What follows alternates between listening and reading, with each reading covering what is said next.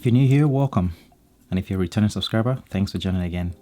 So this video, I just wanted to cover something that I just saw in the news. I believe that a lot of student pilots, for example, or people that are just aspiring to become pilots may not understand how something like this could happen.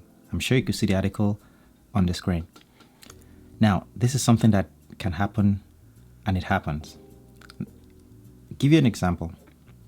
As an instructor, one of the things that we always do, which I do not actively teach because my airline doesn't allow us to fly outside of our work flight. But one of the things that happens is this: as an instructor, you always have to test your students to see how they perform in certain situations. So it's considered scenario-based training, SBT. And what is that? In pretty much what it means is you put your students in scenarios and you see how they react. For example, you can put your student in a scenario of an emergency, such as maybe someone that has an heart attack in the airplane. What are they going to do? Where are they going to land? How much time do they have? Does the airport you're going to have the necessary facilities and infrastructure to accommodate the type of emergency? And so forth. Those are the type of scenarios you can always put your student in.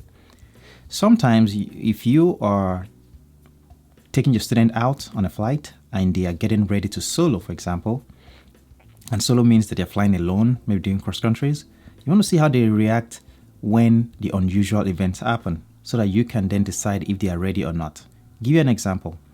Let's say your student's getting ready to go on a cross country, and in preparation for that solo cross country flight, you take them out and you see if they would be able to decide on when to go or not go, when to do a go around. And when I mean go or not go means, for example, is the weather good enough? Is it deteriorating? Is it something that they feel comfortable to fly in? And they make the go, no go decision.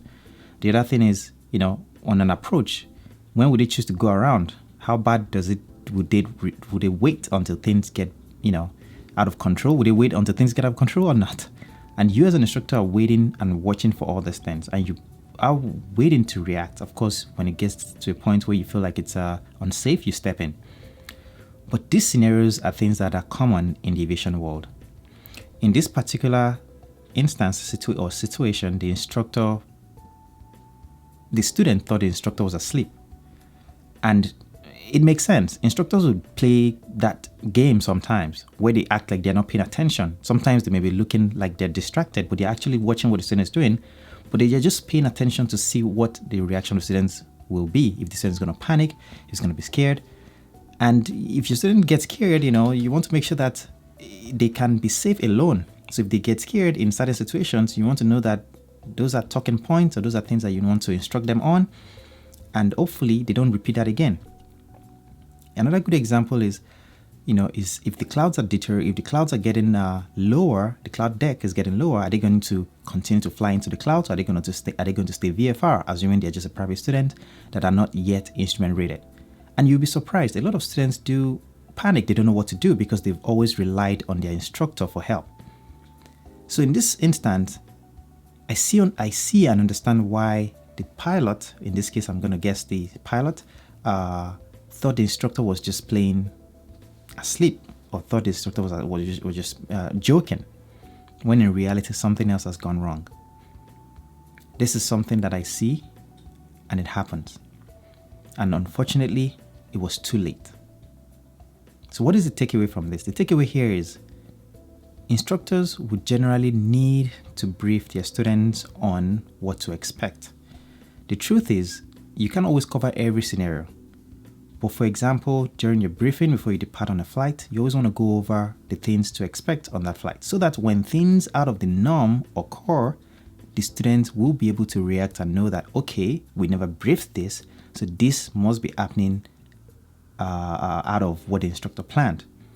A good example, engine failures. We practice engine failures in a single engine, multi-engines. And sometimes I've heard engine failures would occur and the student is like, is this real or is this a joke? And that is because the fear sets in, and the instructor needs to be able to come up and handle the situation.